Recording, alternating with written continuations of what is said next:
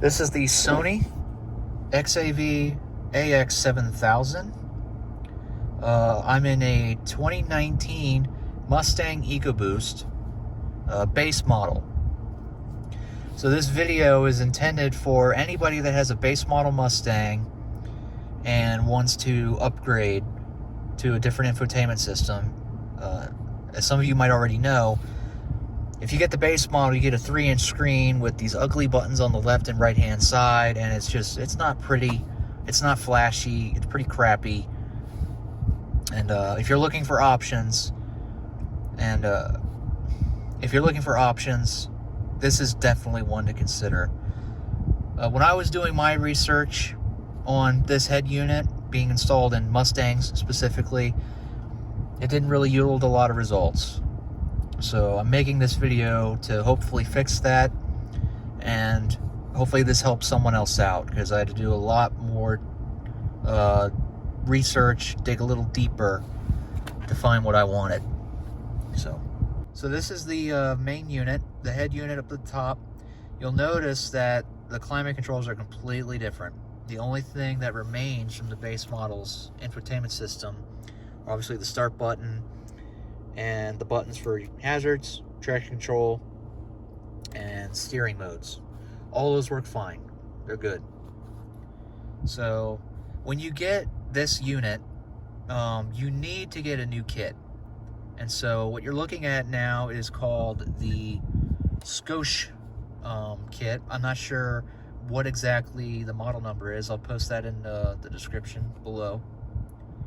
But this is basically necessary if you're going to upgrade your infotainment system in a Mustang. If you just took out the screen part here up at the top and kept everything, climate controls the same below, this vehicle would go haywire. So you're going to upgrade, you got to get some sort of kit. I had to get Scosche. When I took it to the install guys, they looked up what kind of kit I needed based on the year and the car model, and this was it. There was nothing else that they could have put in here. Well, let me show you the Scosche. The only thing that the Scosche comes with is the controls down here. So you see touchscreen climate controls, which is perfectly fine. You can still toggle the temperature very easily through here. The touchscreen, for the most part, is pretty responsive. You got to put a little pressure on it, but it's nothing too inconvenient, not at all. I have no problems at all utilizing these climate controls whatsoever. For the most part, they've been really responsive. If you cut it off, it cuts off. If you cut it back on, it cuts back on, no problem. If you want to max out the AC, it does it no problem, because you hear the fans. Toggle that. No problem with that at all. Fan speed, really responsive. So everything's cool on that front. You got windows defroster here, max ventilation throughout the whole vehicle, the AC unit here, and on the right hand side, rear view window defroster works just fine. Haven't had to use it yet because I'm recording this in summertime, and I don't really want to toggle anything to heat just yet. But you won't be spending too much time down here in this section unless you want to do some configurations. You just hit menu, vehicle settings. You can just do the time and the date, how you want the temperature to be displayed, whether in Celsius or Fahrenheit, and how the distance shows up. IT settings, this is where you control the brightness of the sections down here and down here only. During the daytime, you can change the brightness for that. Brightness time for night, for whichever mode you want it to be in. I have it set to automatic. This is pretty good, automatic. I'll turn off my headlights right now because I have those running, and you'll see it go to night mode. Or excuse me, you'll see it go to the day mode. And even that screen got a little brighter. So no problem with that there. So I'll turn my lights back on and it goes into night mode. So it's obviously after 9 o'clock, there's no sunlight. This is pretty good about shifting back and forth between day and night mode. When it's bright and sunny out, it's in day mode. When the sunlight is a little faded, or it's getting a little darker, it goes to night mode just fine.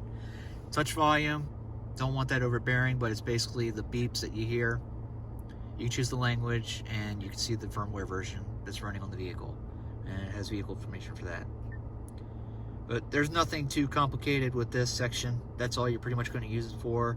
You're not going to be spending too much time down here, maybe more so on this side than this. But let's get to the head unit. And the number one question that a lot of people ask when they're getting a new unit into their vehicle is if they're going to maintain steering wheel controls. So we'll go to settings. We'll go to general. You can toggle other stuff here. You can choose the language. Demo mode, you can set the date. You can turn a beep on and off. I'll turn it on just so you can hear it. It comes through the speakers, so it's not very pleasant. Thank God they let you turn that off. I do not like hearing that when I'm toggling through options and pressing buttons. Rear view camera, setting for normal. The other setting is it will only show the rear view camera when you shift into reverse, and I'll show you that later. So steering wheel control, like I have custom, but you can do presets. Sometimes the presets don't really get the job done. So it's very simple. You'll see a wrench on the custom, just hit that. So here are the controls that you can toggle. You'll see right now that some are shaded and some are in white. The ones that are in white are the ones that I have assigned to a steering wheel button. It's very easy to do. I'll just go through and show you how to do these. So I'll clear this. We'll start with seek left. So you hold it down. Pick the steering wheel button you want. And it's set. You see the block, you might not be able to see it, but there's a yellow block now around it. We'll set other ones. This is otherwise the mute button. I'll show you how this works, but you will want this to be paired up with your mute button. Play button is not necessary. We don't have it on the steering wheel, and I normally just operate the play button on the head unit itself, so I'll leave that alone. So I'll go ahead and toggle the other settings for volume, the most important ones. So assigned, press and hold assigned steering button.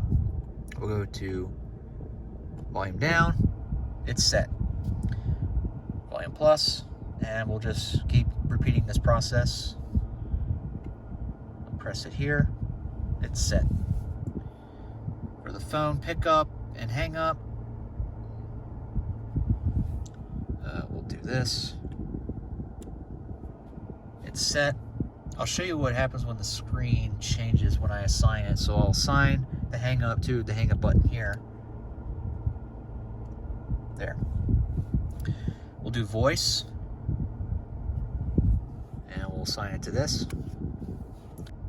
Before we forget, we'll do the right seek. And that's how you pair steering wheel controls with the head unit. So, like I said, I'm not doing play because I use the head unit to do that, and there's no play button on here. I don't want to use anything here because this messes with the menu on my dash. So this button here, media button, this was really special to the old sync system. If any of you knew what this button does, or if you don't know what this button did, it basically toggled between your audio sources. So you could toggle between tuner, USB, AM, FM1, FM2. Since this was so unique to sync, it's not going to be picked up at all by this head unit because the connectivity for this functionality is no longer in this vehicle at all.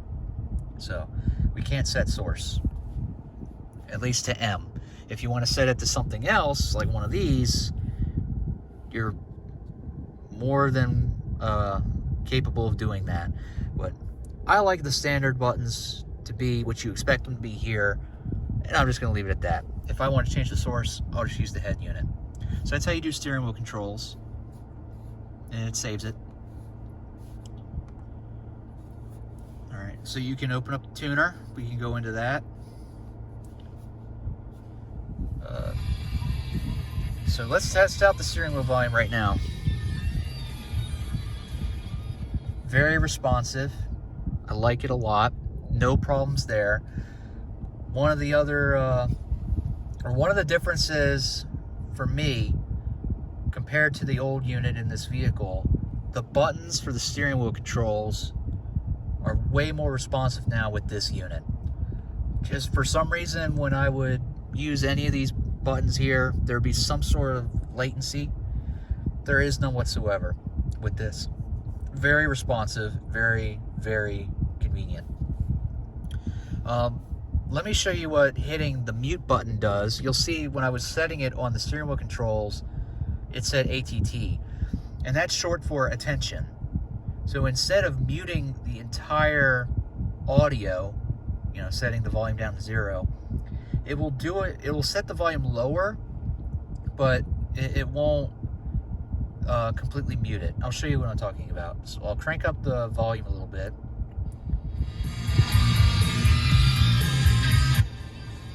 Okay, we have ATT in the top left corner now, and what that basically is saying is turn the volume down so much so I can hear the other person in the vehicle talking to me. Or if you just want to cut it down a little bit so you can hear the exhaust or something, you can do that with this. It won't. There's no way that I have found to completely mute audio in this vehicle. This completely muted audio in the old system, it does not for this. I prefer this method, actually. I have no problem with that at all. And if you ever just want to go back to the regular volume level, you can just hit it again. Let's turn that down. I don't like Guns N' Roses anyway. So you can set presets just by holding these buttons down here. As you see, this is my 5th preset. You can just do regular tuning this way with the arrows, or you can seek and go to the next readable frequency. And then you can set presets again. You can toggle through presets, pretty responsive, everything works fine. You see you got some program information here.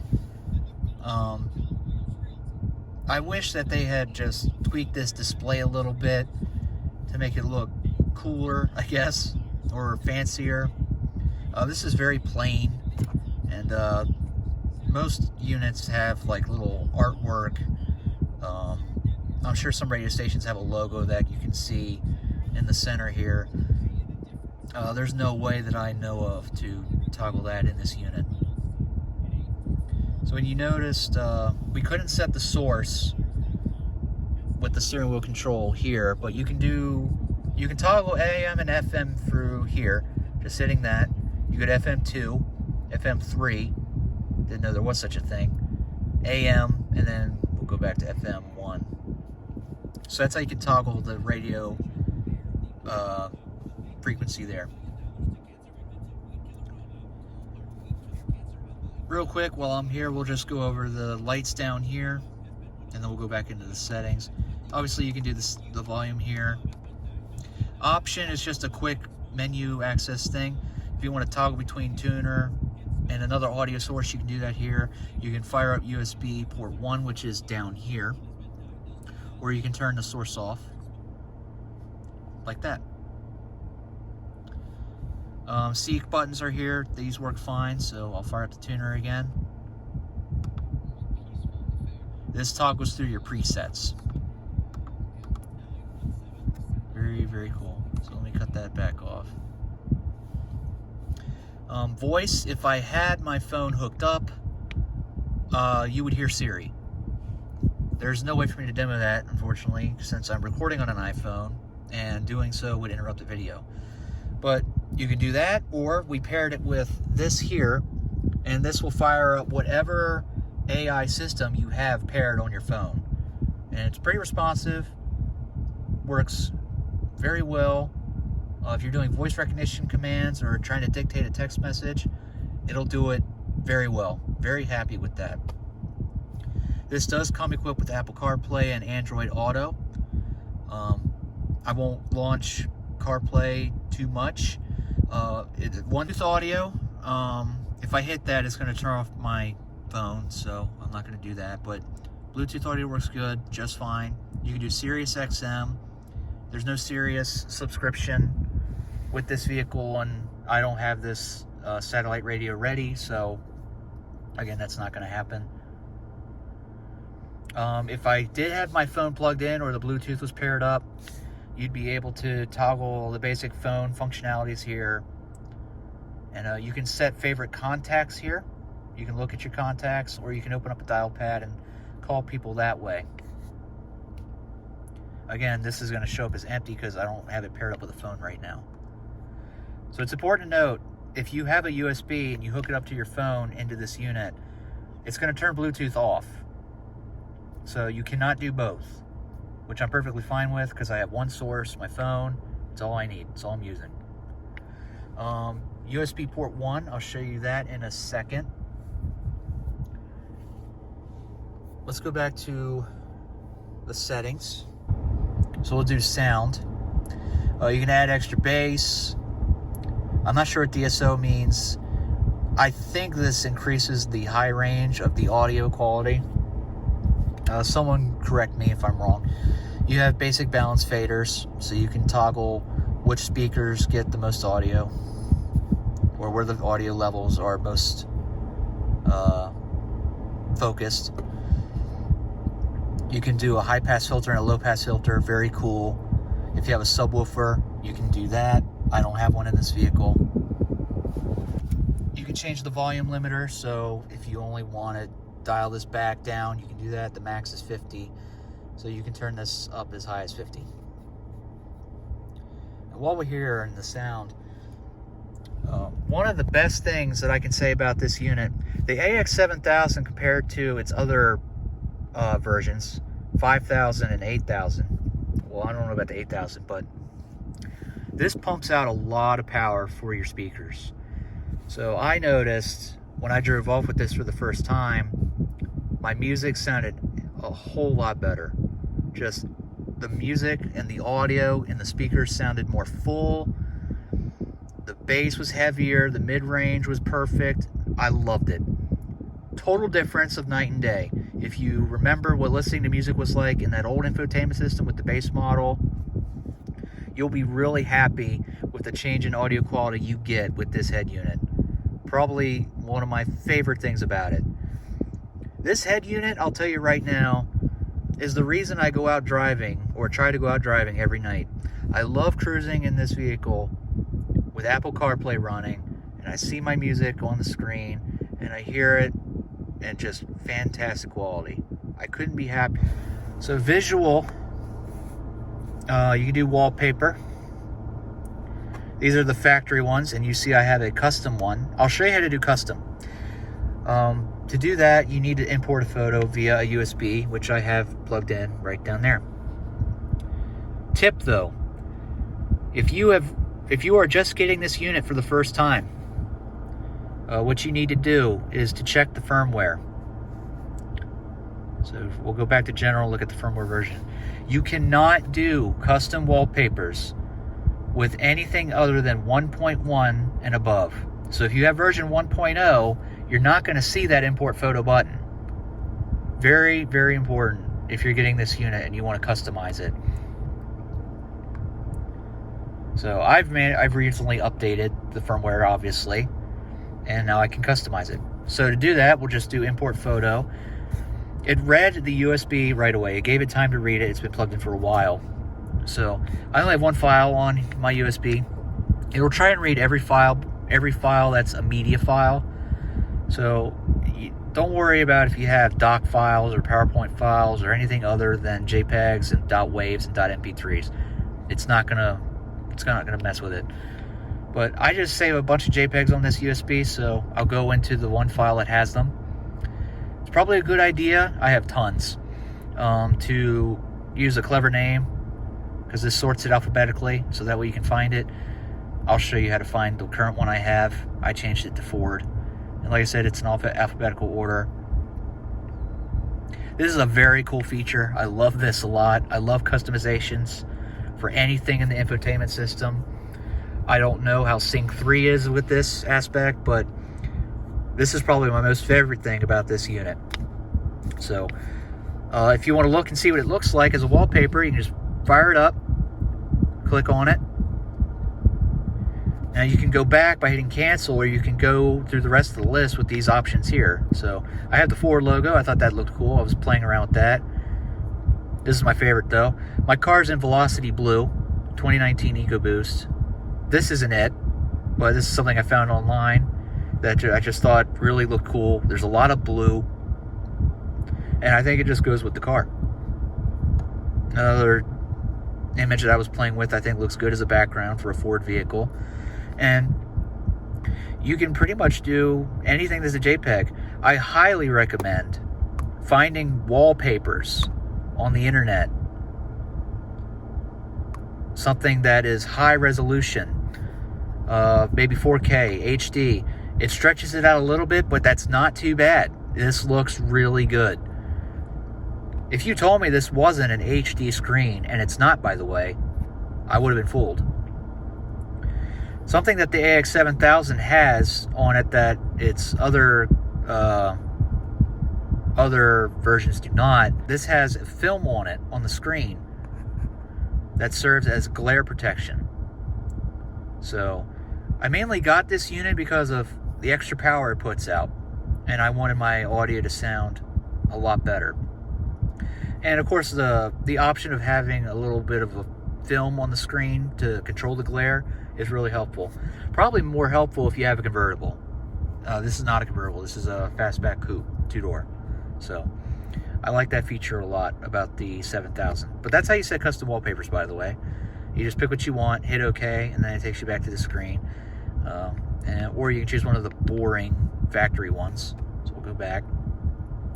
You can change the dimmer for the monitor. I have it set to auto. About auto, you can toggle what it goes down to when it does dim it, so you can make it brighter or make it darker. I prefer to just keep it right in the middle. This is perfect. When I'm driving at night, it's not too bright, it's not in my face, it's just where I need to be. Or you can turn it on and leave it on the entire time, or you can turn it off. Very cool. Level on monitor off. So when the monitor goes off, you can turn the monitor off and just have the buttons on. So you'll see the buttons will change brightness now. You can either turn those off. Highest I believe is 4, or you can just toggle it. I just go with 2. But let's get it to 3 right now. I never drive with this monitor off, so this isn't really anything that I'm too worried about. You can pair your Bluetooth here. You can turn the connection off. If you have a Bluetooth device connected, that information would show up here, or you can reset it and reconnect a whole new device.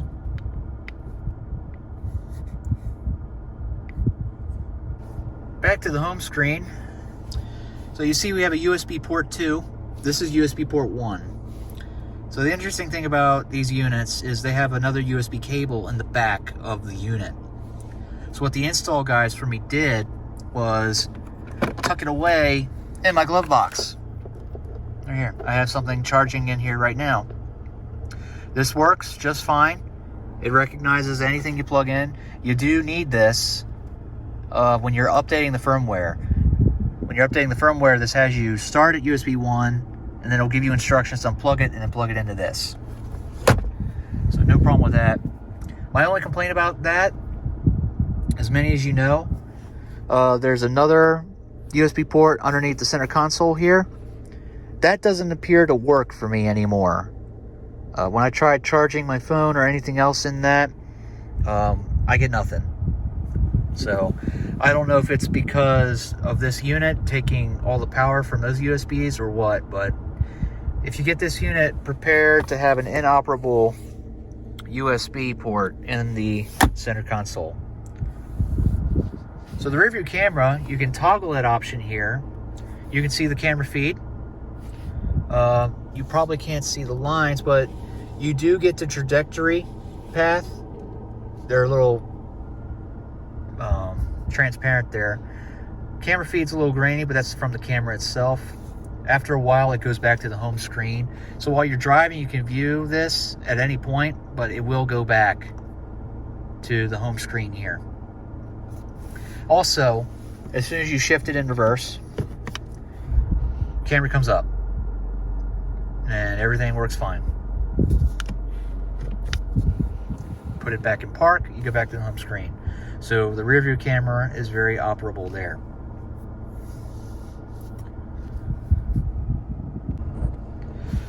Alright, so I plugged in my USB cable now for my iPhone, and you'll see CarPlay came right up. So I'll show you what that looks like. It's what you'd expect.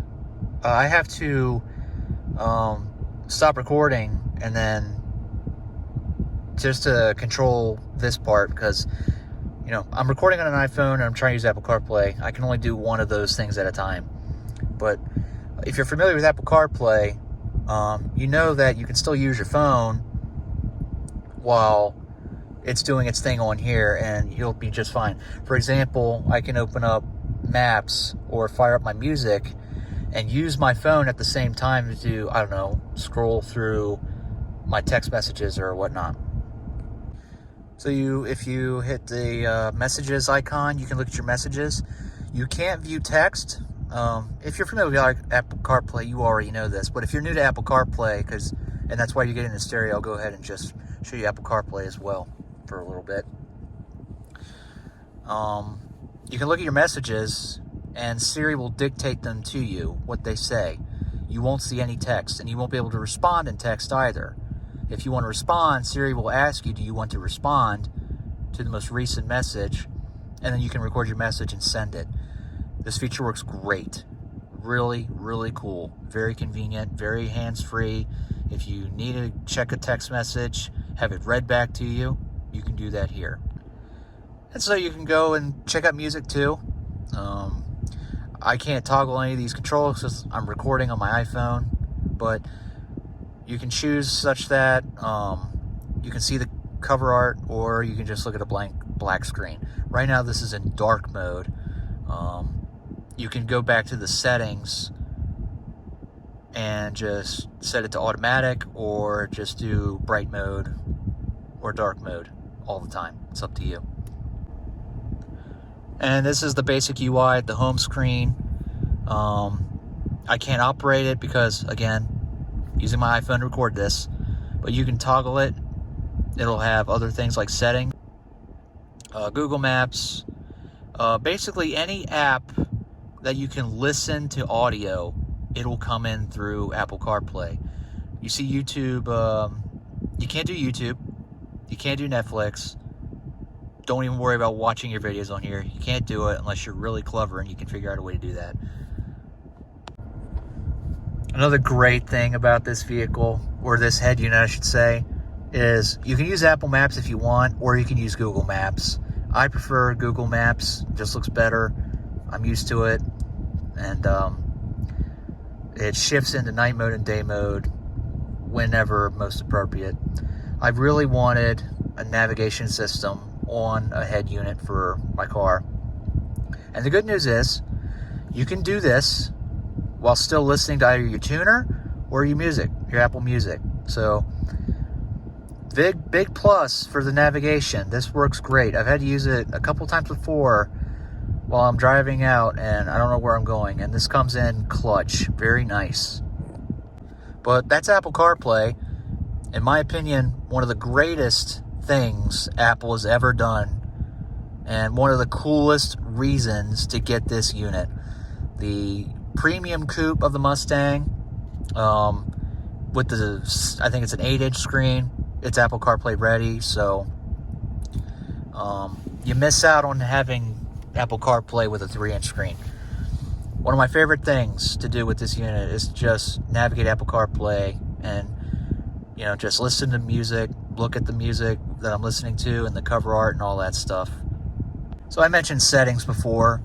Do not disturb while driving. So basically, if you get a phone call, it'll just suppress it. You won't get a phone call, or you won't be able to see the phone call. You won't be able to answer it, anything like that. So like I said before, you can change the appearance to either be automatic, stay on night mode, or stay on day mode. Suggestions in the dashboard from Siri, and show album art for your music. As of right now, these are the only settings. I should mention, this is Apple iOS 13. So 14 has a lot of cool new things coming. And if you have Apple CarPlay or you're getting this unit because you want Apple CarPlay or Android Auto, then be on the lookout for that for Apple users. There's no way I can show or Android Auto because I don't have an Android device, but that comes on here too. So we can go back to the home screen. All right, so back at home screen, that's pretty much everything for this unit. The touchscreen on the home screen is really responsive for the most part. I love it. It feels good. It looks good. You put a nice cool background on it, it looks even better. The buttons are fine. The unit as a whole just looks very, very nice. The install guys did a great job with it. The fact that you can set your own custom settings on your steering wheel is really good. And I like that a lot. Because sometimes the factory defaults or presets aren't really what you want. I will point this out. I don't have WebLink on my phone. I need it to use this. When you hook up your phone via USB, you'll see this option. I don't use WebLink a whole lot, but basically my understanding is it's a way you can use the internet using your cell phone service, your cell phone data on this unit. If anybody would please correct me on that, because I've never gone through using this, please do so. But that's the whole kit and caboodle, so to speak. You get the new dash kit, the Scosche. I'll include the model number in the description. New touchscreen climate controls, which are perfect and just fine for what you need them for. I think they look fine. They're a good complement to the Mustang. This head unit is great. On a scale of 1 to 10, I would give this a 9. And obviously, I'm not giving it a 10 because of the few things I pointed out earlier with the tuner and whatnot.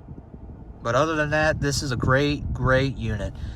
If you have a base model Mustang, 2019 or any year after 2015, well, this kit specifically has to go with 2019. I don't know about 2020, but this is what the guys told me I needed. I've seen other year Mustangs with this unit that have different climate controls down here at the bottom. So if you're getting this unit, look up what kit you need to get with your vehicle depending on the year. The install guys looked it up, ordered it themselves, and they hooked everything up, and everything works great. I find reasons to go out driving at night just to use this unit. It's fantastic.